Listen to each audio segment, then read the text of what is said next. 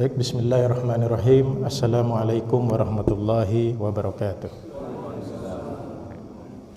Alhamdulillahirabbil alamin alladzi khalaqas samawati wal arda wa ma fihima lin-nas liyashkuru ala ni'amihi wa liyatafakkaru ala qudratihi wa liyu'minu bihi. Asyhadu an la ilaha illallah wahdahu la syarika lah wa asyhadu anna Muhammadan abduhu wa rasuluh. Allahumma salli ala sayyidina Muhammad wa ala ali sayyidina Muhammad kama sallaita ala sayyidina Ibrahim wa ala ali sayyidina Ibrahim fil alamin innaka Hamidum Majid. Alhamdulillah, pada subuh hari ini, hari Jumat, insyaallah penuh berkah bagi kita semuanya yang telah menunaikan ibadah solat subuh secara berjamaah, dan semoga berkah ini juga tertularkan kepada keluarga besar kita, khususnya keluarga inti kita di rumah dan keluarga besar Muslim Kota Baru Parahyangan dan umat Islam pada umumnya. Sebagaimana Ustadz Sandi tadi sampaikan bahwa yang akan mengisi kultum ini adalah Ustadz Atyan Ali LCMA ya. Tetapi karena beliau berhalangan hadir karena sedang diuji oleh Allah dengan kurang sehatnya, mari kita doakan kepada Allah Subhanahu wa taala semoga Allah segera mengangkat penyakitnya dan semoga sakitnya menjadi kafarat bagi beliau dan dapat meningkatkan rasa syukur bagi Ustadz Atyan Ali dan khususnya bagi kita juga tentang makna pentingnya kesehatan. Jadi mumpung kita diberikan nikmat kesehatan, mari kita wakafkan, kita gunakan sebagian waktu kita untuk menuntut ilmu, mengkaji ayat-ayat Allah.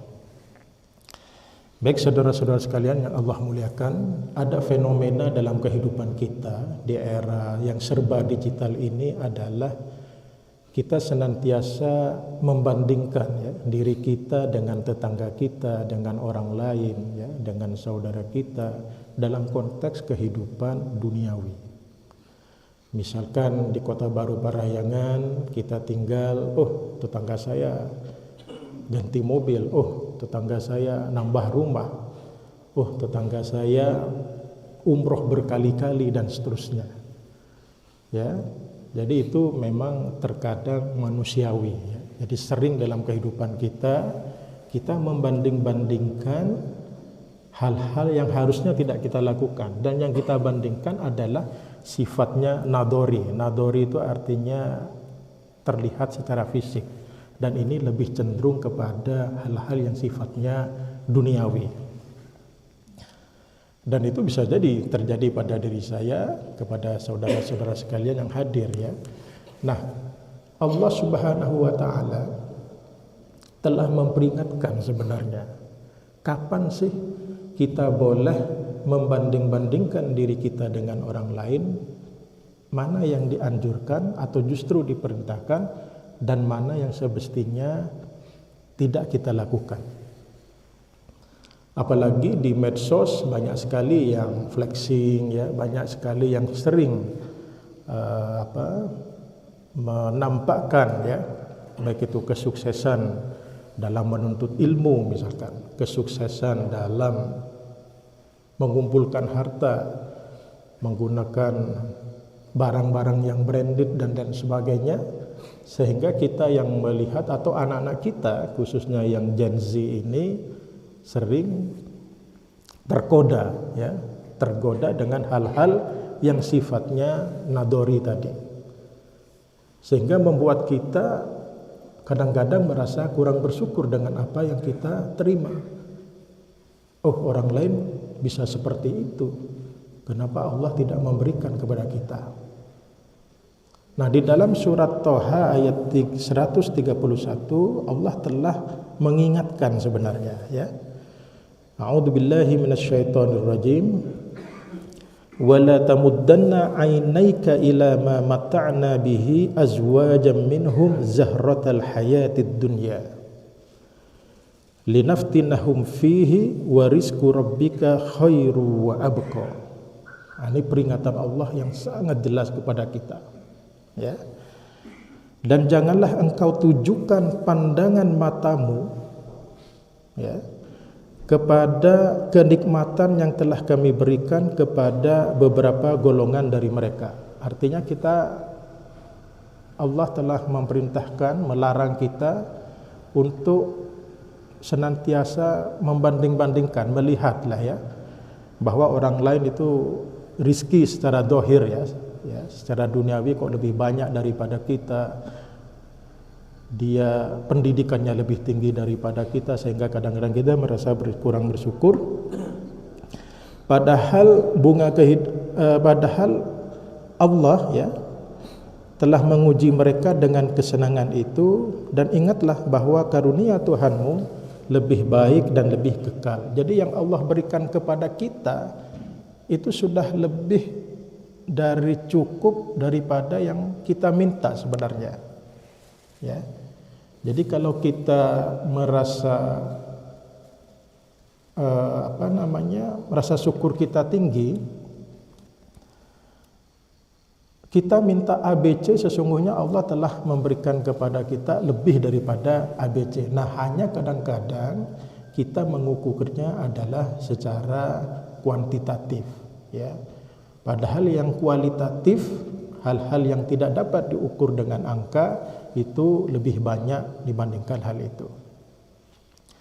Jadi penyakit kalau kita membanding-bandingkan dengan orang lain dalam hal duniawi, tentu penyakit mental yang akan kita hadapi adalah kurangnya rasa syukur. Ya, selalu kurang. Akhirnya apa yang terjadi? Ketika syahwat duniawi kita akan menggelora, ya, kemudian pengendalian diri kita tidak kuat, maka hal-hal yang Allah haramkan, misalkan ya, mohon maaf, pejabat menyalahgunakan kekuasaannya sehingga korupsi, ya. Kemudian yang awal mulanya baik karena ada peluang dan tidak ada pengendalian, maka ada pencurian, ada fraud dan lain sebagainya. Karena tadi ya, penyakit yang Allah telah sampaikan tadi di 131 surat Toha tadi. Nah, di dalam ayat ini saudara-saudara sekalian, Allah menegaskan dengan takkid ya. Jadi wala tamuddanna ya. Jadi kata tamuddanna itu mengandung kaidah takkid. Takkid itu menegaskan, sangat menegaskan. Jadi Allah tu sudah mewanti-wanti, sesungguhnya Allah tu telah mengalokasikan rizki masing-masing orang, masing-masing makhluk itu sesuai dengan kehendak Allah.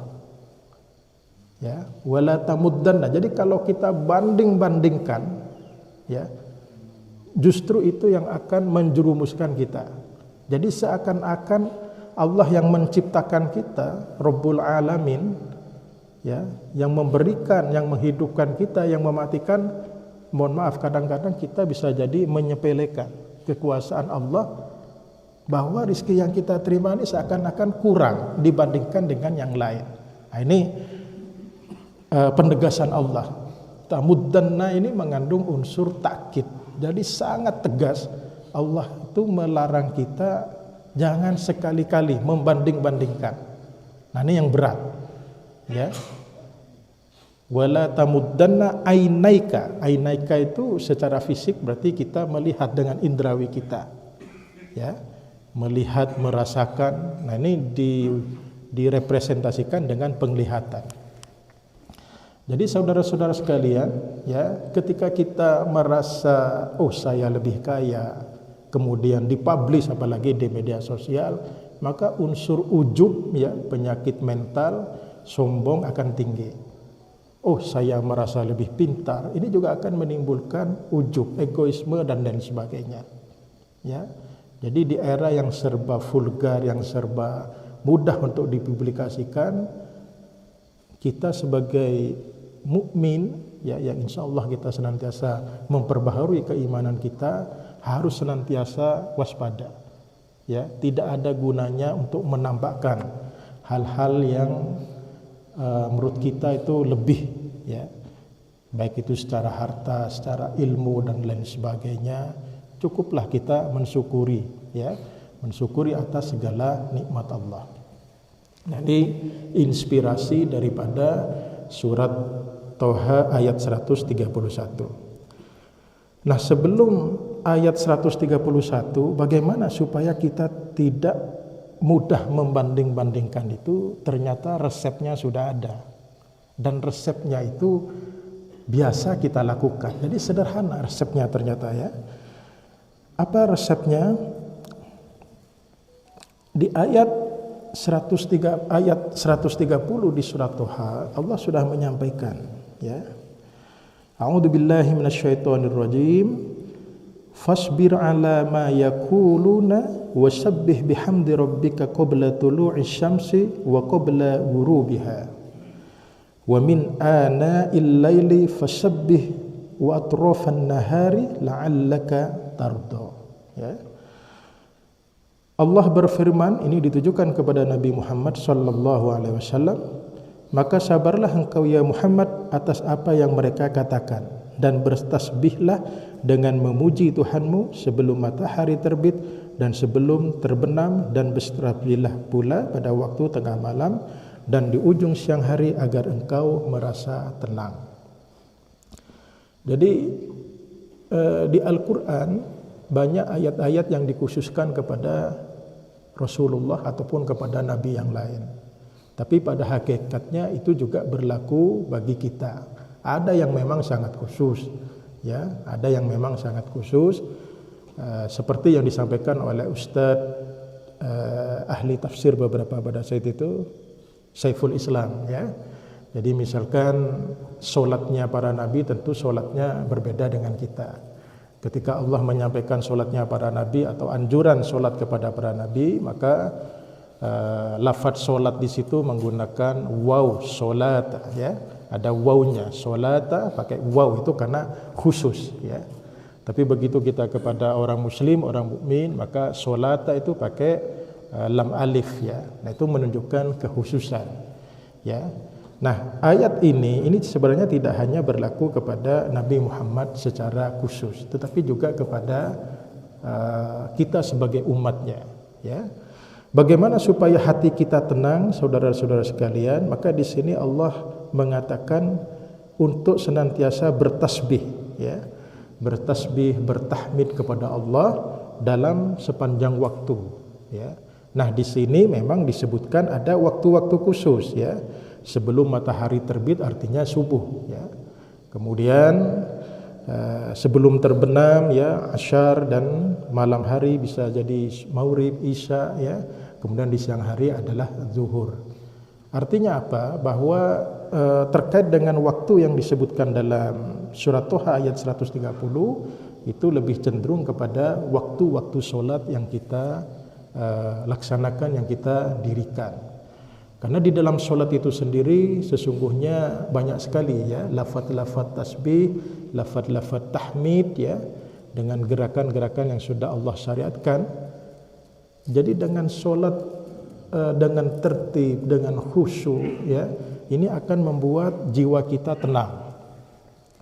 Nah, ketenangan jiwa ini, ya, di Al-Quran banyak sekali, ya. Salah satu ayat yang populer, ala bidzikrillahi tatma'innul qulub, ya. Jadi dengan kita senantiasa bertasbih, bertahmid, ya, insyaallah hati akan tenang dan kita ridho, ya. Di sini Allah menutup dengan kata tardo, ya, di ayat 130. Ya, jadi dengan memperbanyak tasbih, tahmid, ya, khususnya di waktu-waktu sholat tadi, ya, insyaallah kita akan menjadi tenang. Kita akan ridho kepada ketentuan-ketentuan Allah. Nah, ini berat, ya. Ini kepada Nabi dan diturunkan kepada sahabat. Nah, kita sebagai pengikut Nabi harus berusaha menjadi pewaris, ya, menjadi pewaris kerasulan, kenabian, ya. Apa yang dimaksud dengan pewaris bukan berarti kita menjadi nabi berikutnya, tetapi adalah mengamalkan apa yang telah disyariatkan oleh Allah kepada para nabi, khususnya Nabi Muhammad sallallahu alaihi wasallam. Kita senantiasa, ya, minta Allah meridhoi niat dan ikhtiar kita. Ya Allah, ridhoilah pekerjaan saya. Ya Allah, ridhoilah niat saya. Ya Allah, ridhoilah kami membangun masjid ini. Ya Allah, ridhoilah saya menikahi si A. Ya Allah, ridhoilah saya punya anak A, B, C.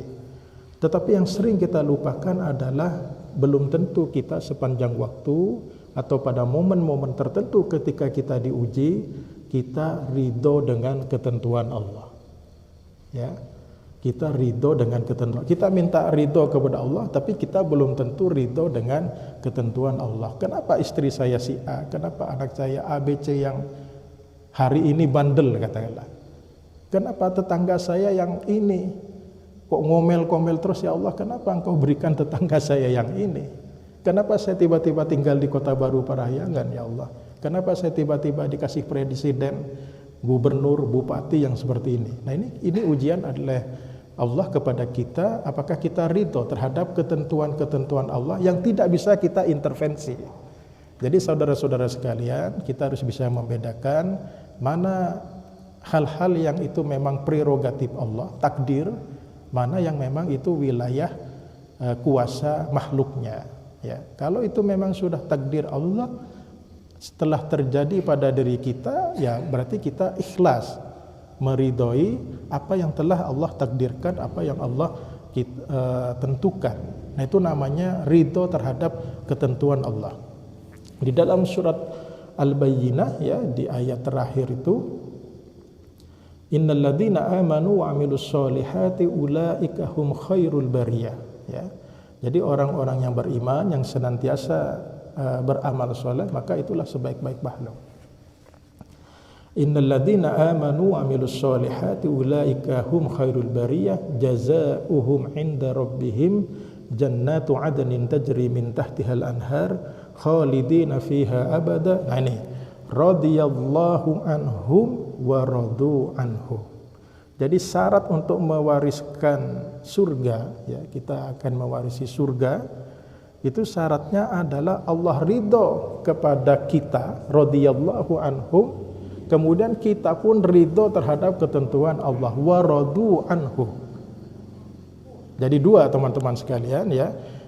Kita minta ridho supaya Allah meridhoi kita, kita minta kepada Allah supaya Allah meridhoi kita, tapi tidak hanya satu arah, tapi kita pun sebagai makhluknya harus ridho dengan ketentuan Allah. Radhiyallahu anhum wa radu anhu. Ya. Nah, sehingga korelasinya dengan ayat 130 tadi, maka sholat yang telah kita laksanakan tadi, sholat subuh, ya, itu adalah untuk melatih, ya, membentuk karakter mental kita supaya kita tenang dan sekaligus ridho terhadap ketentuan Allah. Kalau kita sudah ridho dengan ketentuan Allah, maka yang ayat 131 tadi membanding-bandingkan yang kita miliki dengan yang punya orang lain, yang Allah sudah anugerahkan kepada orang lain, maka itu tidak menghinggapi diri kita. Kalau kita masih membanding-bandingkan apa yang kita punya sehingga kita merasa berkecil hati dan apalagi tidak bersyukur, berarti apa rumusnya, saudara-saudara sekalian? Introspeksi terhadap solat kita. Kita harus introspeksi apakah solat kita ikhlas atau tidak. Ketika kita bertasbih mensucikan Allah, berarti Allah lah pencipta kita yang mengatur kita, termasuk yang memberikan rezeki kita. Bisa jadi kita belum beriman 100%. Ya. Jadi antara ayat 130 dan 131 ini memberikan korelasi. Jadi kalau kita masih sering membanding-bandingkan yang kita miliki, merasa tidak puas, sehingga kita kurang bersyukur, kita introspeksi apakah tasbih, tahmid kita, khususnya yang kita lakukan dalam sholat, bisa jadi kita kurang ikhlas. Ya, kita tidak bersyukur dengan Allah yang anugerahkan, yang Allah rizkikan kepada kita, sehingga kita merasa selalu kurang, sehingga hati kita ini tidak tenang, sehingga kadang-kadang kita tidak ridho terhadap ketentuan Allah Subhanahu wa ta'ala. Saya kok sakit terus, keluarga saya kok sakit terus. Kalau kita tidak ridho Kenapa dia sehat terus? Oke lah ya, secara kesehatan memang ada ilmunya, kurang olahraga dan sebagainya. Tapi secara spiritual, ya, secara ruhiyah, para nabi, para wali ketika diberikan sakit, sebagian besar dari mereka itu bersyukur. Kenapa? Karena sakitnya adalah untuk menggugurkan dosa-dosanya, kafarat. Tapi tetap harus ikhtiar, ya, ikhtiar dan bersyukur dalam kondisi sakit, karena meyakini bahwa sakitnya adalah untuk menggugurkan dosanya. Bagi keluarga yang sedang mengobati anggota keluarganya, bisa jadi itu adalah meningkatkan kesabarannya, meningkatkan keridhoannya kepada Allah Subhanahu wa Ta'ala. Nah, ini kalau kita berpikir positif dalam konteks spiritual. Tapi kalau kita mengikuti yang 131 tadi, membanding-bandingkan, maka yang terjadi adalah, oh, Allah sepertinya kurang sayang dengan kita. Tetangga kita tampaknya lebih bahagia. Orang lain yang kita lihat sepertinya lebih kaya, lebih bahagia, sesungguhnya mereka pun juga punya banyak masalah. Tidak ada makhluk di dunia ini yang Allah ciptakan tidak punya masalah. Semuanya pasti punya masalah. Hanya bagaimana kita menutupi masalah atau aib tersebut, ya, dengan ikhtiar dan berpasrah kepada Allah Subhanahu wa Ta'ala. Jadi ini resep yang Allah berikan, ya, kepada kita sebagai mukmin, ya, di dalam Al-Qur'an, ya, dalam ayat 130, ya, dan tahdir, ya, peringatan di 131. Karena memang fenomena sosial di kita saat ini seperti itu, ya, apalagi kepada anak-anak kita yang masih muda, sangat mungkin tergoda untuk membanding-bandingkan, ya, di sekolahnya anak-anak kita, oh Pak, itu teman saya diantarkan dengan Alphard dan sebagainya. Nah, bagaimana kita mengajari anak-anak kita seperti itu? Ini berat memang, ya, karena di kurikulum kita mata pelajarannya itu belum terintegrasi. Jadi kalau misalkan ada kurikulum biologi itu belum diintegrasikan dengan nilai-nilai spiritual. Nah, semoga dengan Pak Menteri yang baru ini, Pak Abdul Mukti, ya, itu bisa membenahi kurikulum masing-masing pelajaran pendidikan dasar sampai perguruan tinggi itu terintegrasi antara keilmuan. Jadi sekarang tuh eranya multidisiplin keilmuan. Ketika kita mengajari matematika, maka sesungguhnya ada kandungan-kandungan spiritual, ruhiyah yang harusnya kita masukkan. Sehingga begitu kita mendidik anak-anak kita, ya, itu bukan berarti mendikotomi pengetahuan, tapi itu terintegrasi dengan nilai-nilai ruhiyah. Nah, ini tantangan bagi kita sebagai ayah dan ibu. Baik saudara-saudara sekalian, saya kira itu inspirasi dari surat Toha ayat 130 dan 131. Pertanyaan berikutnya adalah kapan, ya, kita boleh membanding-bandingkan diri kita dengan tetangga kita dan saudara yang lain, ya. Jadi boleh juga kita membanding-bandingkan. Nah, di sini di dalam Al-Qur'an ada beberapa ayat, ya, yang terkait dengan hal itu. Di dalam surat Al-Baqarah ayat 148 boleh, ya, ketika kita berlomba-lomba dalam kebaikan, ya. Bahkan ini didorong, ya, di dalam surat Al-Baqarah ayat 148, dan bagi tiap-tiap umat ada kiblatnya, ya, yang ia menghadap kepadanya, maka berlomba-lombalah kamu dalam kebaikan. Jadi ini memang didorong. Oh, si A wakafnya 100.000. Nah, kita ada motivasi untuk minimal sama atau istiqomahnya sama atau lebih besar, itu boleh berlomba-lomba dalam kebaikan. Oh, si A sepertinya rajin sholat tepat waktu ke masjid. Nah, kita harus termotivasi bagaimana sama ke masjid 5 waktu atau lebih daripada itu. Nah, itu boleh. Bahkan itu didorong. Jadi kalau kita bertetangga di Kota Baru Parahyangan, lihat subuh-subuh, oh Pak Abdul Qayyim udah lewat. Kita lagi nongkrong di depan rumah. Pasti Pak Abdul Qayyim kalau lagi pakai kopiah itu ke masjid. Nah, kita terdorong, termotivasi.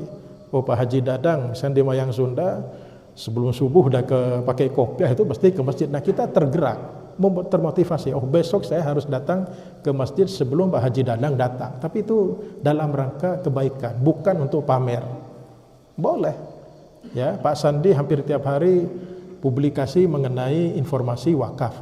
Oh si A sudah wakaf hari ini, saya kok belum. Nah kemudian terdorong kita untuk melakukan wakaf, maka itu dianjurkan berlomba-lomba dalam kebaikan. Jadi dalam konteks keimanan dan takwa itu kita harus termotivasi. Tapi dalam hal duniawi itu nggak penting.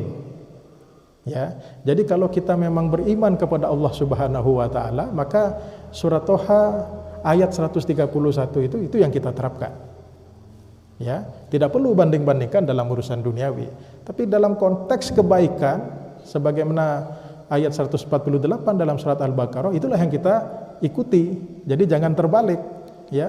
Pak Sandi publikasi tiap hari mengenai informasi wakaf, kita terima, oh biasa-biasa saja, tidak tergugah. Bisa jadi surat Toha 130 yang kita bertasbih, bertahmid dalam sholat, kita introspeksi juga. Ya, ada publikasi kebaikan kita biasa-biasa saja, tapi begitu ada publikasi bermewah-mewahan, kita merasa minder dan wajah kita merah apalagi. Ya, rendah diri kok kita kalah. Nah, ini yang harus kita introspeksi. Berarti pada saat itu, ya, bisa jadi terjadi pada diri saya, keimanan kita lagi yangkus, berkurang. Keimanan kita kepada Allah. Ya, jadi sederhana, saudara-saudara sekalian, untuk melihat indikator iman kita detik ini lagi meningkat atau tidak. Begitu kita lihat informasi di WA, ya, hal-hal yang sifatnya duniawi kita merasa iri, tapi begitu melihat hal-hal yang sifatnya kebaikan kita merasa biasa-biasa saja. Oh, kita langsung check up, ya, pakai termometer spiritual, ya, berapa suhu keimanan kita.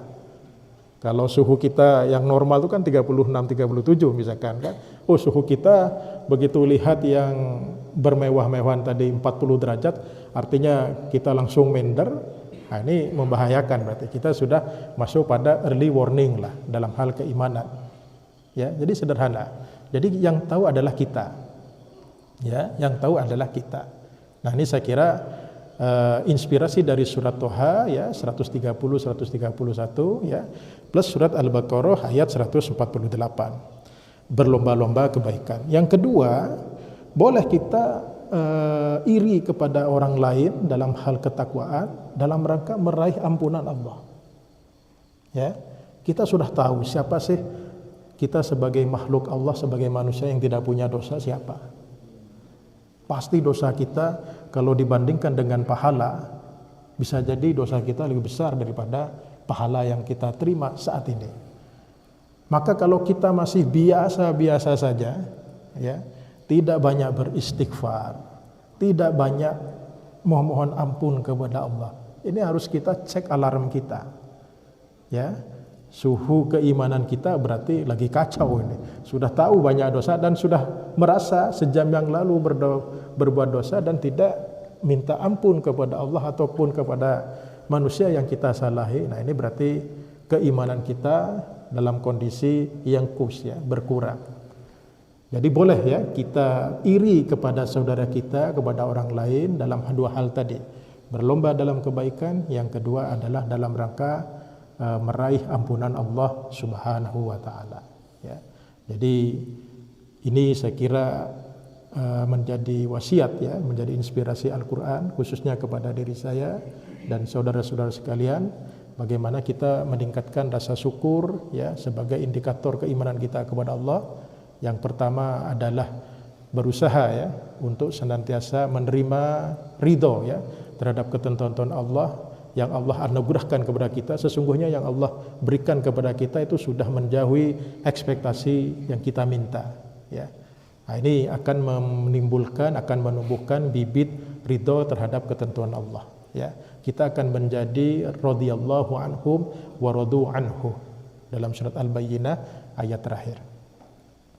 Yang kedua, tentu untuk mengurangi sifat tadi, maka yang perlu kita perbaiki adalah kualitas sholat kita. Karena di dalam sholat itu tasbih, tahmid, tahlil, doa itu sudah terkandung di dalamnya.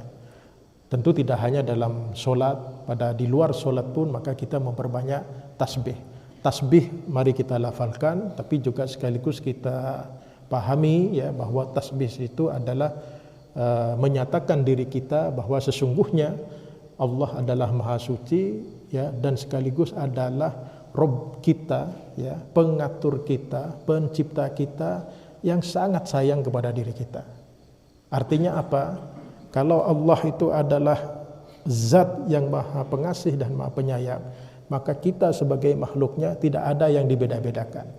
Ketika Allah memberikan rezeki kepada Pak Haji Dadang, Pak Abdul Qayyim, Pak Sandi, maka sesungguhnya itu adalah kehendak Allah sesuai dengan kualitas yang Allah berikan. Ya. Jadi itu sudah proporsional, Allah sudah mengatur. Ya. Nah, ini dengan demikian kita akan menjadi pribadi yang ridho. Nah, yang ketiga adalah kita boleh merasa iri atau merasa termotivasi ya kepada pihak yang lain, kepada orang lain, kepada tetangga kita, kepada saudara kita dalam hal kebaikan, berlomba-lomba kebaikan. Ya.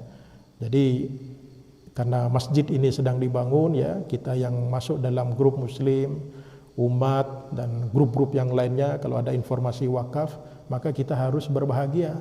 Ada yang mengingatkan. Ketika kita lagi down, ada publikasi kebaikan, maka kita berlomba-lomba. Berlomba-lomba tidak hanya aspek kuantitas, tetapi adalah ikhlasnya. Seberapapun yang kita punya, tapi kita ikhlas, kita istiqomah, maka itu akan menjadi kebaikan. Ya, boleh ikhlas tapi nilainya banyak, itu tentu lebih baik. Ya, ikhlas tapi sedikit ya boleh-boleh saja. Ya, tidak ada yang melarang. Tapi ikhlas dengan nominal yang banyak, ya itu akan lebih baik. Fastabiqul khairat. Ya, bagaimana kita mengukurnya? Ya, itu teman-teman yang tahu. Ya. Nah, yang kedua adalah dalam meraih ampunan Allah Subhanahu wa Ta'ala. Nah, ini saya kira 4 hal ya, tausiah singkat ya. Ini menjadi inspirasi bagi saya secara pribadi ya untuk surat Toha ayat 130 dan 131. Demikian yang dapat saya sampaikan. Mohon maaf jika ada hal-hal yang kurang berkenan. Semoga dapat meningkatkan kualitas iman kita, meningkatkan kualitas pribadi kita sebagai hamba Allah yang bersenantiasa bersyukur, istiqomah dalam berbagai kebaikan dan saling memotivasi ya. Jadi saling memotivasi antar kita sebagai saudara, sebagai tetangga untuk sama-sama berlomba-lomba kebaikan. Jangan memotivasi untuk berlomba-lomba dalam hal keburukan. Supaya hidup kita, kehidupan kita tidak sia-sia ya. Dengan demikian, maka insya Allah kita akan menjadi pribadi pewaris Nabi ya, hidup berdampingan dengan Nabi, dengan para sahabat di surga kelak, sesuai dengan yang Allah janjikan, radhiyallahu anhum wa radu anhu. Demikian, terima kasih. Wassalamualaikum warahmatullahi wabarakatuh.